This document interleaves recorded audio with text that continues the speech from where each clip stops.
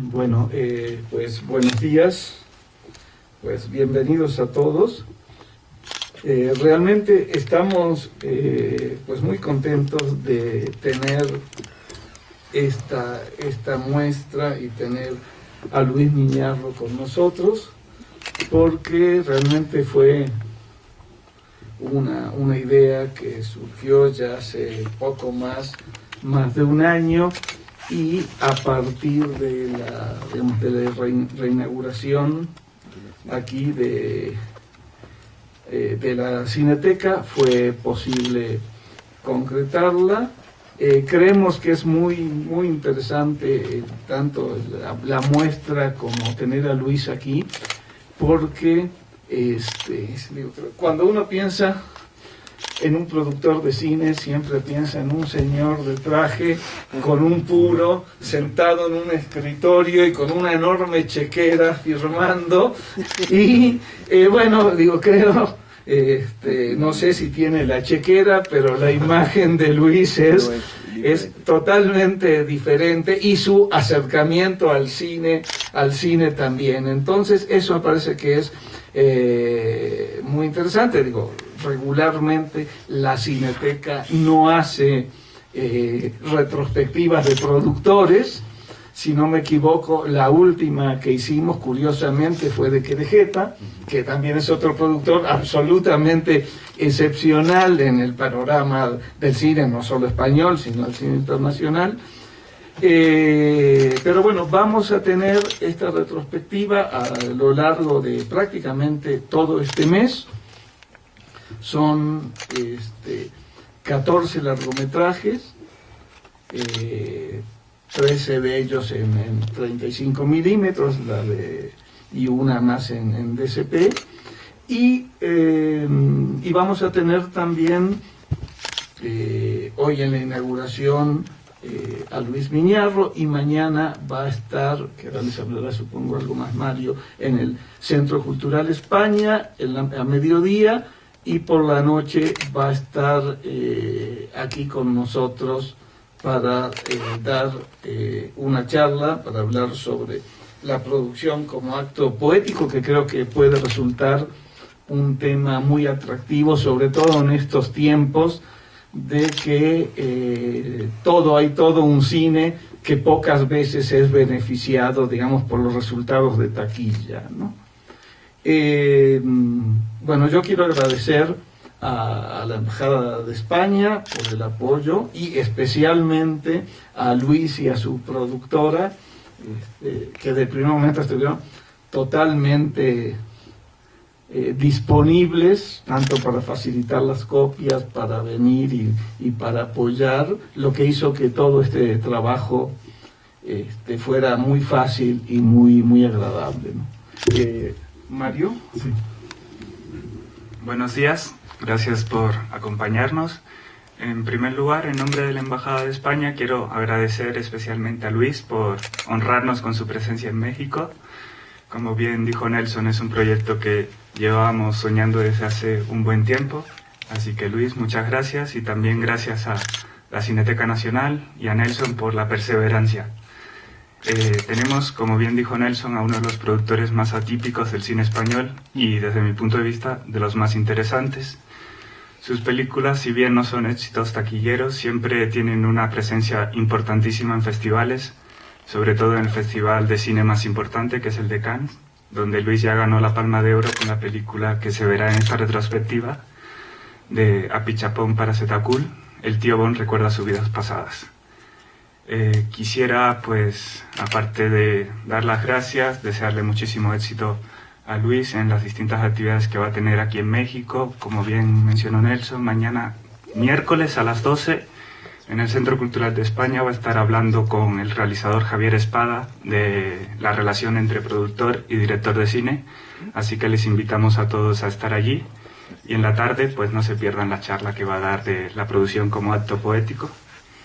Y nada más. Muchas gracias.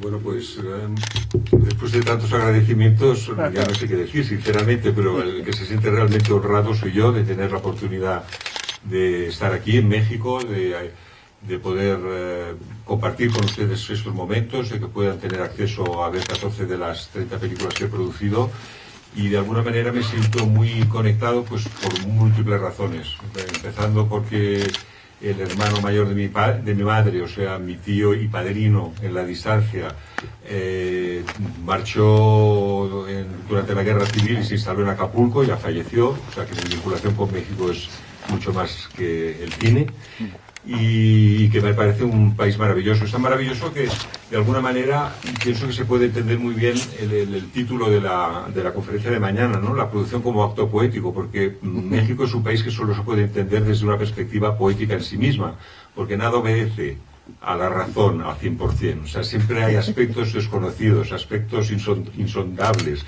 aspectos que no pueden verse desde el punto de vista de la lógica, ¿verdad?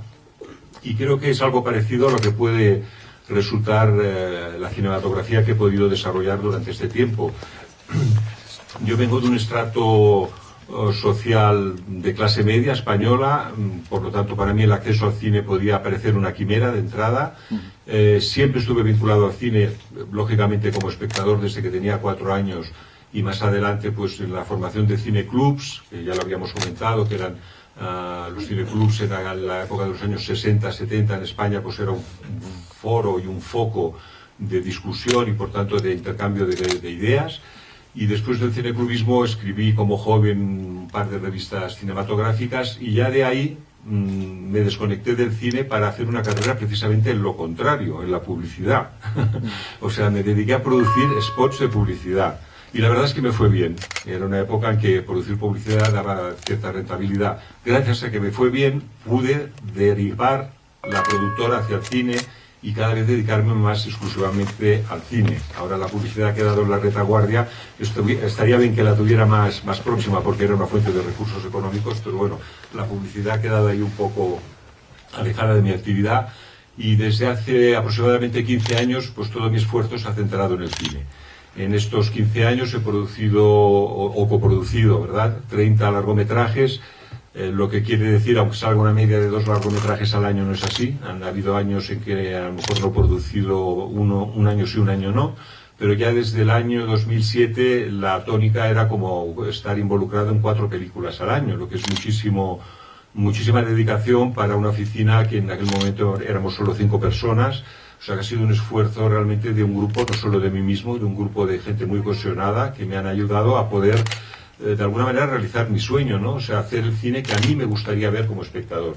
O sea, he visto tantas películas en mi vida que ciertos tipos de propuestas, digamos, no me interesan. Pues no me interesan porque ya las he visto antes, hechas por maestros mucho mejores, como pueden ser Fritz Lang o John Huston o tantos otros, ¿no? Es decir, que de ahí mi interés en defender de una forma además casi diría militante, ¿no? Aunque no hay ninguna idea, digamos, política detrás de todo esto, pero de una forma militante defender el cine que creo que ha de seguir existiendo, porque es una ventana de información diferente, porque forma parte de la diversidad cultural, porque trata con respeto al espectador, en la medida en que son películas generalmente abiertas, que tienen la posibilidad de ser interpretadas de más de una manera, que tienen quizás un final abierto y que de alguna manera le dejan al espectador que acabe de construir la película. O sea, se le entrega algo casi interactivo, como si dijéramos. Le podrá interesar o no, se podrá ir a los 10 o 15 minutos de haber empezado la propuesta, pero si realmente tiene la paciencia de simplemente entregarse y no partir de conceptos preestablecidos, pues tendrá la posibilidad de entrar en diversos mundos que también le podrán llevar hacia diversas facetas del pensamiento y de la imagen y de tantas otras, y del arte en definitiva, de tantas otras cosas, ¿no? Ahora en estos momentos, pues en Europa hay siempre la eterna duda, en España todavía más acusada, de qué importancia tiene defender según qué formatos de cine o qué no. Siempre es la eterna discusión. A mí personalmente no me cabe ninguna duda, aunque cada vez las dificultades, en vez de ser menores, después de una carrera de 30 películas, cada vez las dificultades son mayores, lo que es un contrasentido. Pero sí funciona la sociedad, ¿no? Porque como estamos en una sociedad muy utilitarista, ¿verdad?, muy centrada en lo económico, pues a veces se pierde de vista la importancia que tiene el poder mantener un cierto tipo de propuestas, ¿no? No olvidemos que pues la cultura, ¿qué quiere decir cultura, no? Cultura quiere decir que cultivas algo. La palabra cultura viene de cultivar, ¿no? El origen es ese. ¿Qué estamos cultivando a través del cine? Pues estamos cultivando lo que es más representativo de nuestro momento actual, de nuestro siglo, de nuestra manera de entender la vida, ¿no? De nuestro imaginario. De ahí la importancia en que insistamos en ello, ¿no? En ningún momento me he trazado en mi trayectoria el trabajar con determinados realizadores o no. Lo que sí es cierto es que a través del tiempo pues se ha dado que he tenido la opción de trabajar para gente a la cual admiraba. Siempre digo, si hubiera tenido la posibilidad de trabajar para Buñuel, porque hubiera tenido 30 años menos, pues no dudo de que hubiera intentado acercarme a Buñuel para trabajar con él, ¿verdad? Pero lo he podido hacer quizás con Oliveira, lo he podido hacer con José Luis Guerín, lo he podido hacer también con Apitxa Pong Setacul, que conocía su trabajo anterior. Y si bien por un lado pues me ha gustado el poderme acercar a autores que de alguna manera me interesaban, también por otro lado he brindado la posibilidad a nuevos realizadores de que hicieran su primera o su segunda película, porque he visto que había ahí un universo, ¿no? Un mundo de referencias que valía la pena apoyar, que valía la pena dar a conocer, ¿no? Como puede ser el caso de Albert Serra, de Julio Walovich, aunque aquí no haya ninguna película suya, y de algunos otros, ¿no? Espero poder continuar. Nunca producir películas se puede hacer hasta muy mayor, ¿verdad? No hace falta jubilarse para ello. Espero también continuar mi carrera como realizador. A mí me da tanto respeto el cine que nunca me había atrevido a coger la cámara hasta el año 2009, y de una forma absolutamente fortuita, que fue En relación a mis padres, un documental que pasó aquí hace 2 años también en un festival 4+1 que se proyectó aquí en Cineteca, que se llama Family Street. Después hice otro segundo documental un poco más esotérico, rodado en la India, que pasa en este ciclo, que se llama Blowhorn, que es como una llamada de atención sobre, en este caso, sobre el budismo, sobre la meditación, sobre el vaciar la mente. Es un documental muy centrado en la imagen y en el sonido, y con muy poco texto y muy pocas palabras. Y tengo la intención pues ahora de hacer una película de ficción a la que pueda. Es decir, que más que productor casi me considero un cineasta, entendiendo por cineasta aquel que está cerca del cine. Nelson es otro cineasta, por ejemplo, ¿no? Porque también está cerca al día a día del cine, lo respeta y lo ama intensamente, ¿no? Entonces eso es lo importante para intentar clasificar algo, ¿no? Bien, yo no quisiera extenderme más, ¿no? Quizá recordar un poco los títulos, okay, sí, claro, ¿no? Sí, bueno, de estos 14 títulos que hemos escogido también se ha tenido en cuenta un poco el que no fueran anteriormente muy vistos o vistos en México, ¿verdad? Entonces, por orden así un poco de programación, la película de esta noche, El muerto y ser feliz, es una coproducción con Argentina y Francia. Es una película muy reciente que ganó un premio Fipresti en el pasado Festival de San Sebastián, en septiembre del año pasado. Aparte también ha conseguido premios para la mejor actriz en un festival en Toulouse, para el mejor actor le han dado el Goya, los premios cinematográficos de los que normalmente soy muy ajeno, porque no soy muy académico ni muy academicista, ¿no? Pero bueno, está ahí el premio para Sacristán. Y es la verán esta noche probablemente algunos de ustedes. Es una película que tiene un mecanismo muy particular. Es como una doble película. Por un lado hay la narración tradicional, que es una road movie, una película de aventuras, casi un thriller, y luego por otro lado hay una película literaria que contradice lo que estamos viendo o que ironiza sobre varios aspectos de lo que nos está mostrando la imagen, ¿no? Un poco a lo Bertolt Brecht. Entonces este es el mecanismo muy particular de esta película, de Javier Rebollo, su tercer largometraje. Mañana habrá la oportunidad de ver El extraño caso de Angélica, de Manuel de Oliveira, que es una de sus últimas películas. Es una película del 2010, que es muy curioso porque era una historia que estaba un poco en un cajón, archivada. Tantos guiones que sabemos que a veces se quedan sin poderse plasmar, ¿no? En el año 52 él escribió esta historia porque estaba basada en una anécdota familiar, una chica, parienta de su mujer que falleció, y que le pidieron a él que hiciera la fotografía de la fallecida, y entonces, como las cámaras del momento no eran autofocus y las condiciones de luz eran escasas, pues quedó una fantasmagoría. Entonces es como si la muerta hubiera revivido en otra dimensión, ¿no? Entonces, sobre esa pequeña anécdota ha hecho una película que muchos consideran ya una obra maestra, ¿no? Porque hay esa especie de ironía también, de sensibilidad, de juego con los protagonistas, las imágenes y las historias, que yo vivamente se la recomiendo, ¿no? Le recordará a lo mejor hasta a Hitchcock, que recuerda de Hitchcock, ¿no? Por la parte de los sueños y o a Vértigo, por la obsesión del deseo de la fallecida o de la fabulación sobre el ser amado, etcétera, ¿no?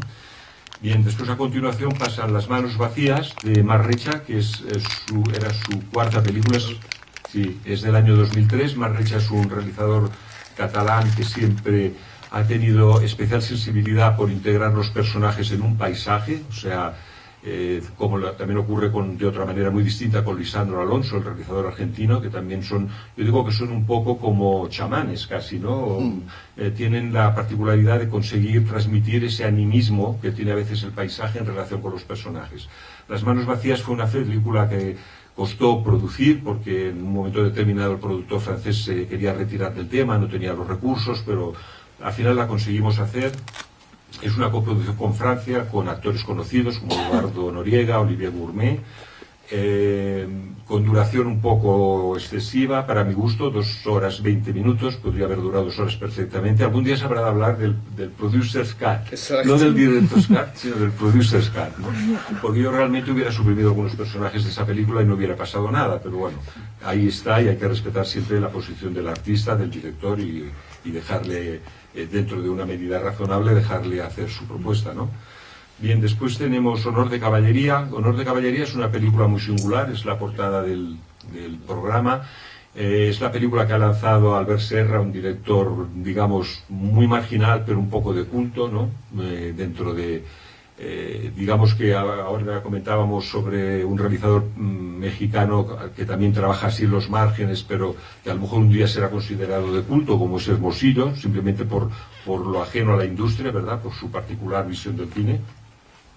Entonces, Albert, en este caso, me vino con una película a medias y no la podía acabar. Entonces yo vi parte de lo rodado y la verdad es que era una secuencia del baño en el que Don Quijote enseña a Sancho Panza a bañarse en un río, porque Sancho Panza parece ser que no se bañaba, ¿no?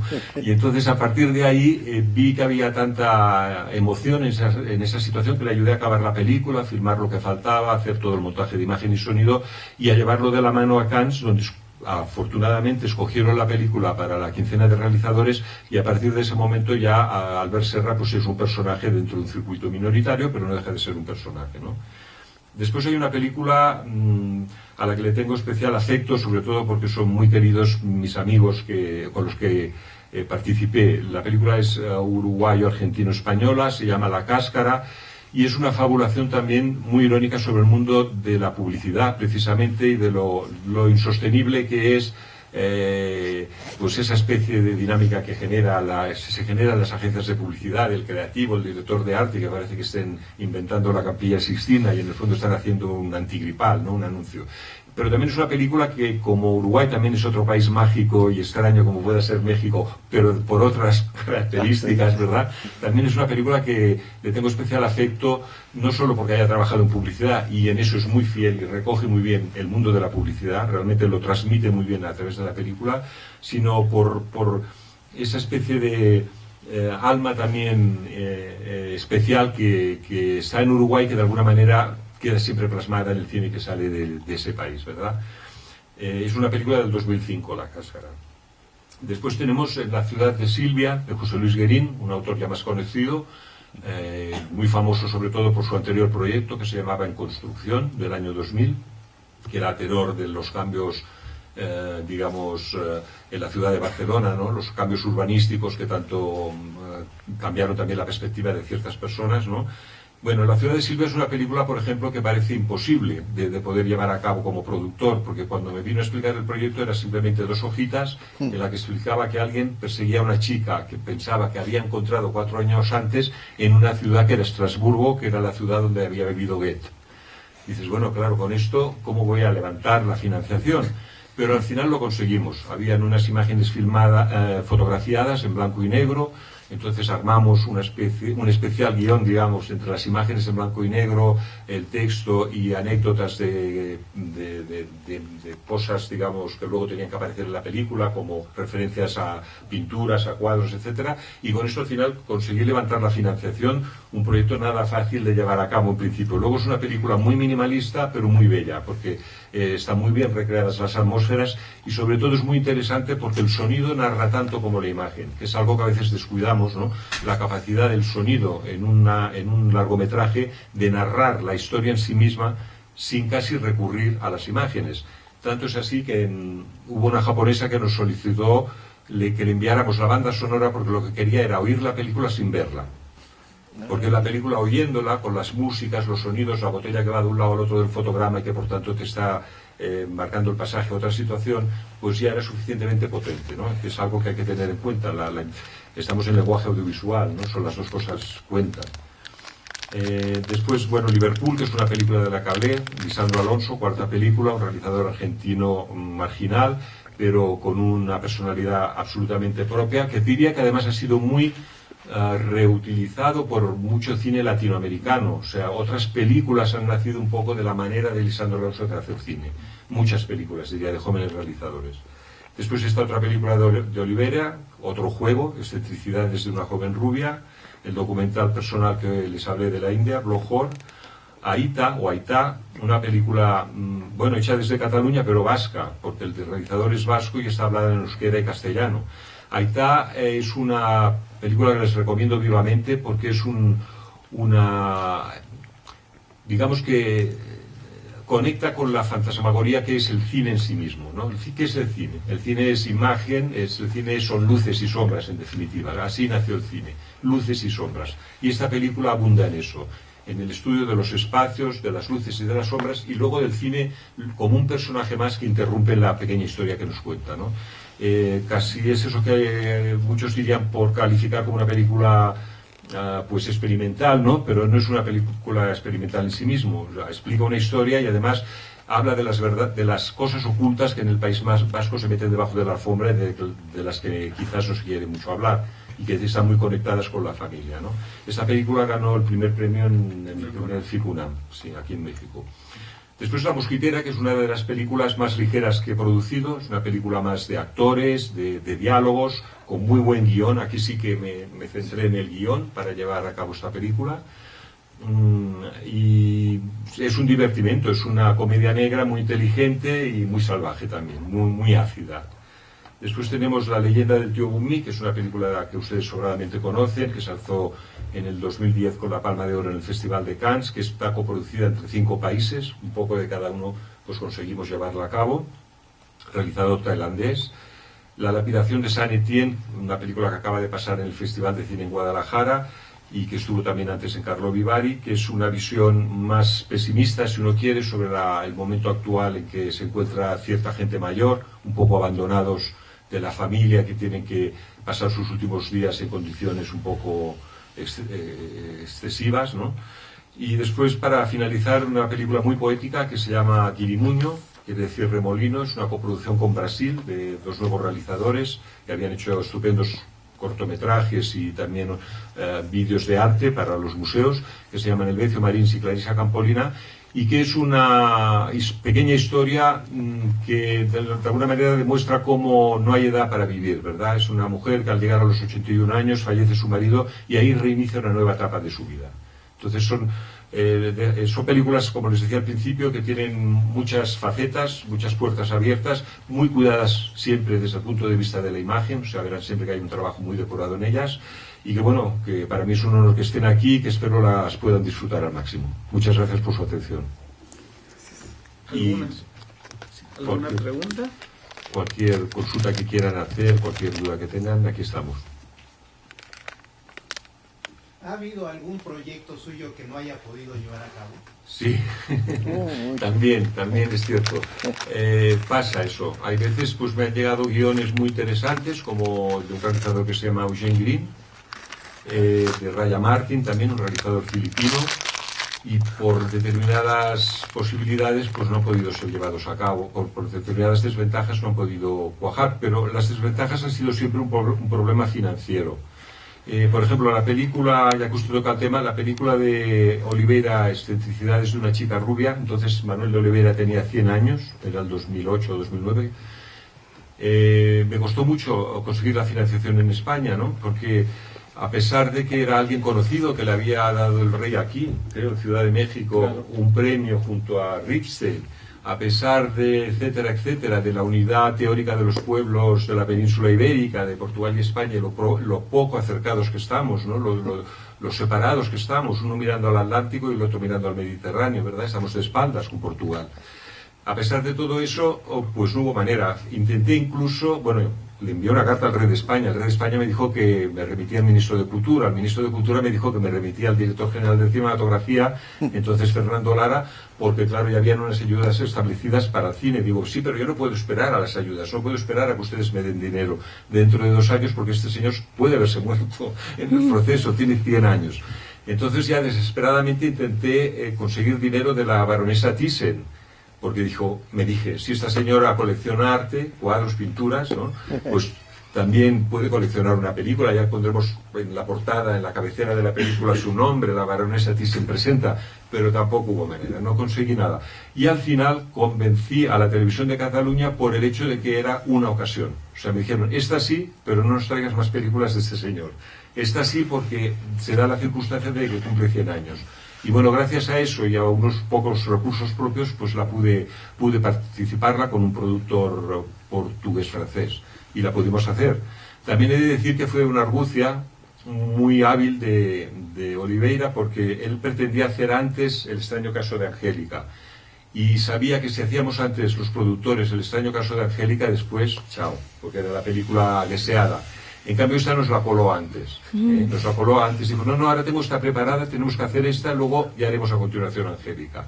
Y por eso costó tanto también conseguir la financiación, porque hace una película casi por año, o por año y medio, entonces cuesta mucho seguirle el ritmo a este señor, a ese nivel. Pero bueno, es fantástico, mañana ya hablaremos más de él. O sea que se han quedado muchos proyectos en el cajón. Ahora, por ejemplo, tenía un proyecto estupendo del director de La Mosquitera, pero Televisión Española no ha decidido apoyarme, ¿no? Porque Televisión Española pues está teniendo una tendencia a apoyar productos como más comerciales y más robustos desde el punto de vista del reparto, ¿no? de los actores que intervienen, etcétera, etcétera. Y porque también han desaparecido los interlocutores que habían antes en Televisión Española, que curiosamente han estado ahora en el Festival de Cine de Guadalajara, y que de alguna manera eran gente que tenían muy entendido lo que es un servicio público, que hay que apoyar todo tipo de propuestas, no solo las propuestas más comerciales o solo pensando en términos de audiencia. Eso es un terreno que hay que dejarlo para las televisiones privadas, no para las televisiones públicas que pagamos entre todos, porque también parte de nuestros impuestos y de nuestro resultado del trabajo hecho está ahí, financiando esas televisiones, ¿no? Pero bueno, la lista sería larga, no quiero aburrirle. Gracias. Bueno, pero no está despreciado el proyecto. Hay un proyecto de un realizador mexicano que se llama Bernardo Arellano. Entre la noche y el día. Exactamente, el realizador de Entre la noche y el día, que bueno, ahora ha estado también en unos pitchings de coproducción y bueno, vamos a optar a fondos de ayuda y tal, y lo podremos llevar adelante. Estaba ahí como parado, pero ahora ha cogido nuevo hálito. Pero sí, otros proyectos con Argentina también. A mí me gusta coproducir con Latinoamérica, porque, bueno, aparte de la facilidad del idioma y del entendimiento, digamos, de la sensibilidad parecida en muchos aspectos, pues es fabuloso, porque creo que hay mucho talento en general en Latinoamérica. Hay muy buenos realizadores nuevos, se están apoyando en países como pueda ser México, Argentina. Hay particularidades, está claro, pero están robusteciendo mucho las cinematografías, incluso de países que el cine estaba un poco abandonado, como pudiera ser Colombia o Chile. Y además particularidades, como decía, que no ocurren en otros lugares. Por ejemplo, en Argentina el 50% de los nuevos realizadores son mujeres. O sea, es algo que no ocurre en otro país. Hay cantidad de cineastas jóvenes que son mujeres, lo cual está muy bien también, ¿no? Porque es otro ángulo, ¿verdad?, a la hora de hacer cine. Pues no sé si tienen alguna pregunta más. Sí. ¿Nos puedes abundar sobre la relación publicidad-productor? Sí. Desde tu perspectiva, por favor. Bueno, la publicidad es una gran cantera para descubrir talento incluso, porque tiene una ventaja que es la rapidez. Es decir, los elementos son parecidos, ¿no? Para producir un spot de publicidad, pues también tienes que contar con un realizador, un director de fotografía, etcétera, etcétera. Lógicamente está, digamos, condicionado por otras razones, ¿no? La publicidad, pues lógicamente obedece a una ley de mercado y por tanto el cliente es el que opina cómo has de hacer su propuesta, es más un encargo. Hay que intentar dentro de ese encargo ponerle la mayor creatividad posible y intentar hacerlo aportando cosas, esto es seguro, ¿no?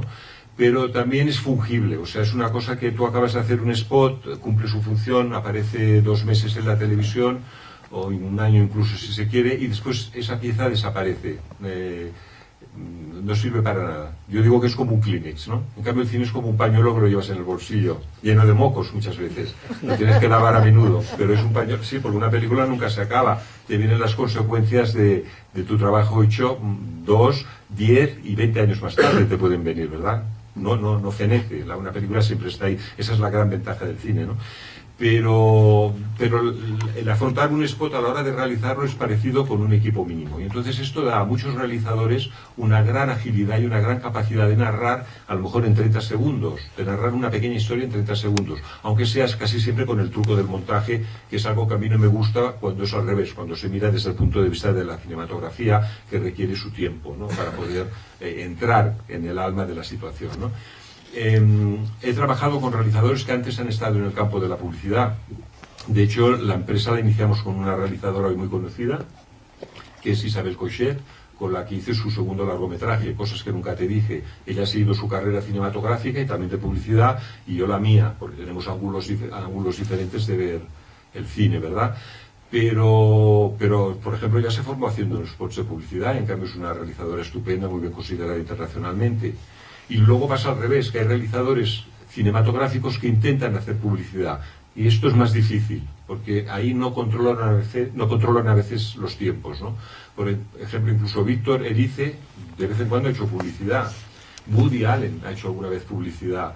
Pedro Almodóvar intentó hacerla y no funcionó, lo dejó estar, ¿no? O sea que se dan los dos casos, ¿verdad? Pero sí que se pueden nutrir entre ellos. Yo creo que se pueden nutrir entre ellos. ¿Qué pasa con la publicidad? Pues que tú tienes la ventaja de que detrás hay una empresa a lo mejor como Coca-Cola y te podrá costar un poco más o menos tiempo, pero al final acabas cobrando.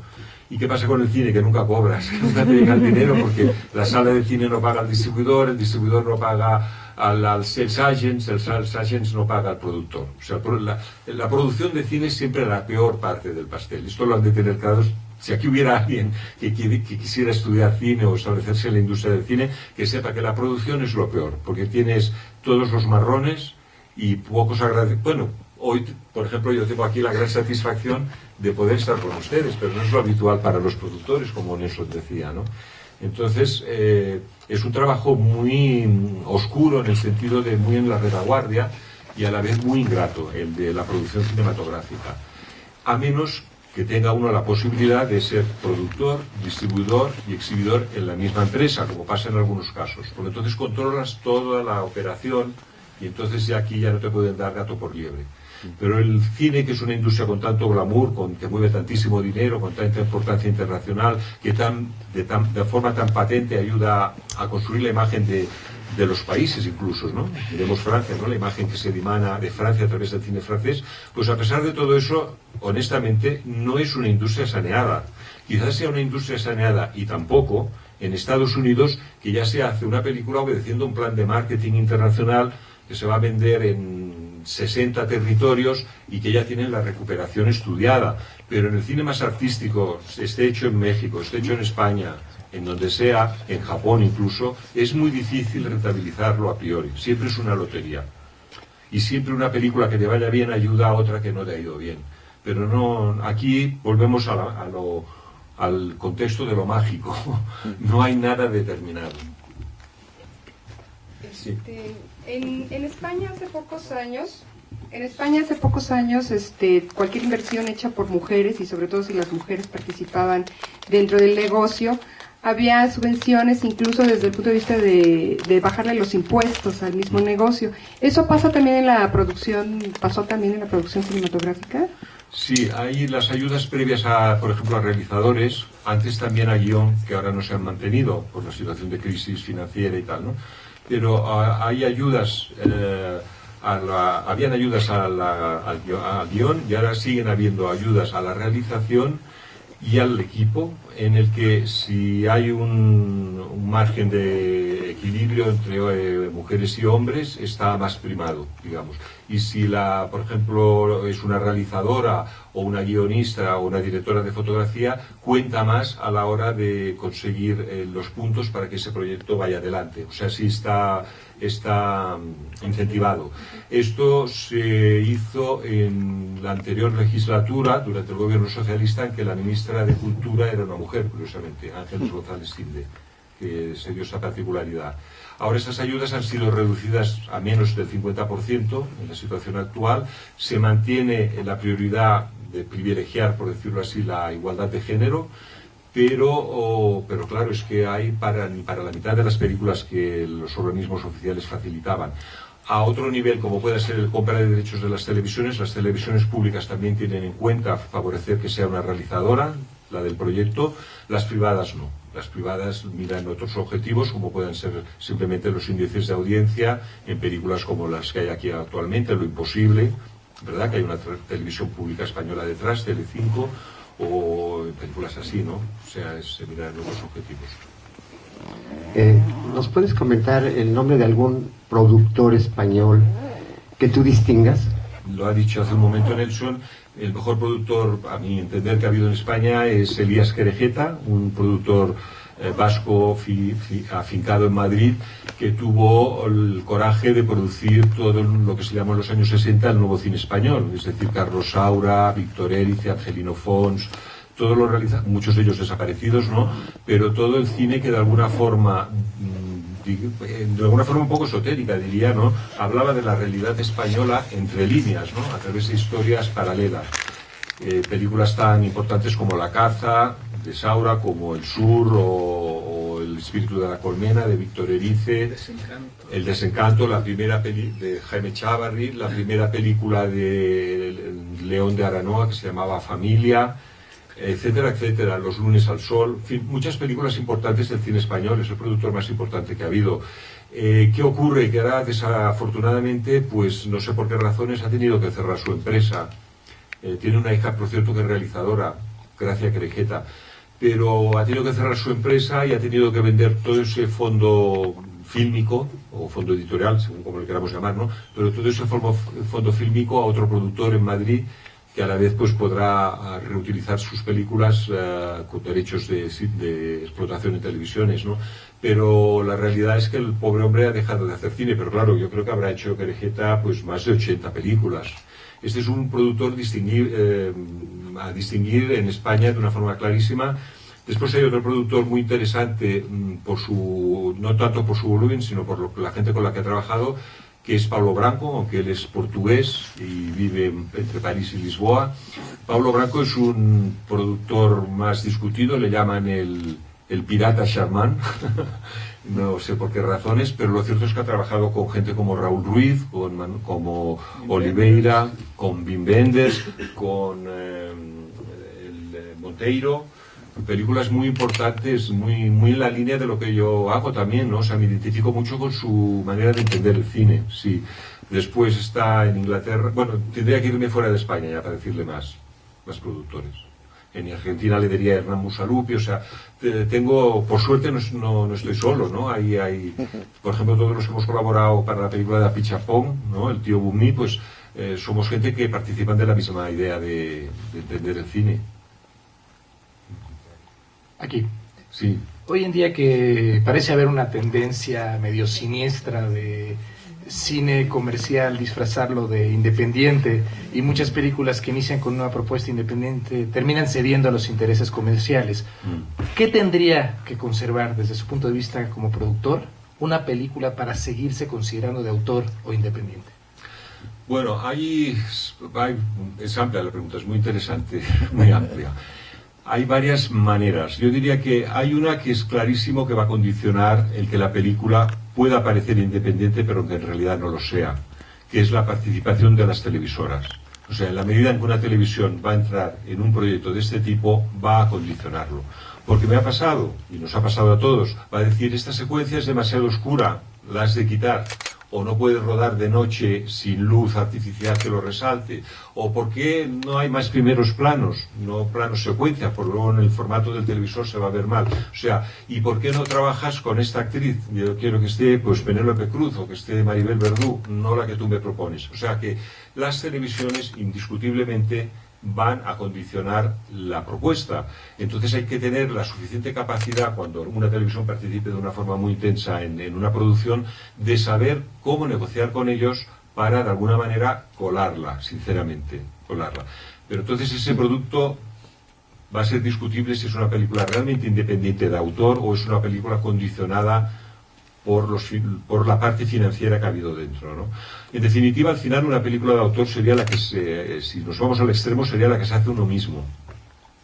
Por ejemplo, una película de autor, les guste o no, es Blowhorn, porque la hicimos 3 personas. El director de fotografía, que a la vez hacía el sonido, a una persona de producción que nos ayudaba para los sitios donde filmábamos, y yo mismo.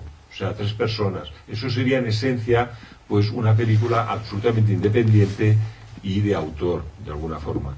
Pero también hay maneras de hacer cine de autor más robusto, como pueden ser las películas de Lisandro Alonso, por decirlo así, obteniendo la financiación de fuentes que no van a condicionar los contenidos, como puedan ser todos los fondos que hay para el cine, Ibermedia, Ubervals, World Cinema Fund, Cine Fundación, es decir, casi estos fondos están muy ligados a los festivales de cine internacionales, ¿verdad?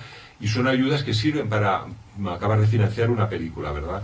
Entonces, esta es la manera. Y luego las ayudas que puedan dar los ministerios de cultura, etcétera, etcétera. Por eso la importancia de que según qué tipo de cine esté de alguna manera apoyado y ayudado por la administración. Porque si no, simplemente, lo decíamos el otro día, dejaría de existir. Ese cine no existiría más, porque ya la maquinaria tremenda del cine hegemónico lo habría despachado, se lo habría sacado de encima olímpicamente. No existirían estas propuestas, ¿no? Entonces, para poder conseguir la diversidad, el Estado tiene que apoyar al cine. O sea, no es una falacia ni es un regalo, porque tengan en cuenta que con nuestros impuestos también y con las subvenciones no solo se apoya al cine. Hoy en día, sobre todo en Europa, se apoya todo. Todo, desde, yo siempre digo la misma expresión, ¿no? El plátano de Canarias está subvencionado, o la pera, o el tomate, o lo que fuere, ¿no? O sea, si incluso los alimentos están subvencionados para obedecer a cupos, ¿por qué no la cultura, ¿no? ¿Por qué no el arte? Y con todo, si uno lo analiza seriamente, por ejemplo, en mi país, el capítulo destinado a cultura no es ni el 0,7% del presupuesto, o el 1% como máximo en algunos años, del presupuesto general del Estado. El 1% es para la cultura. Y ahí está el libro, la ópera, el teatro, el cine, etcétera, etcétera. O sea, estamos hablando de muy poco dinero en proporción a la riqueza que genera un país, ¿no? Entonces es casi como una ONG, podríamos decir. El apoyar a la cultura, ¿no? Es lo mismo que apoyar pues a países en vías de desarrollo o algo así. Esto hay comunidades que lo entienden mejor y otras que no. Por ejemplo, en España no se entiende muy bien. Muchas veces nos acusan, vosotros los del cine, los subvencionados. Desconocen la realidad del tema, ¿no? Pero es digamos, un pensamiento muy populista que se ha incentivado incluso desde los medios de información. En una época determinada se incentivó hablar mal del cine español porque interesaba a los propios medios de información que se habían retirado de la producción de cine. Es tan fácil y tan duro de entender, de encajar como esto, pero la realidad es esta, porque no obedecía a sus mismos intereses económicos, ¿no? Entonces, yo no sé si he contestado tu pregunta, pero básicamente yo lo entiendo así, ¿no? Luego también hay, ya que expones este tema, luego también hay otra cosa que hay que tener muy presente, que hay un tipo de cine que ya parece hecho para festivales. Esto también es otra falacia.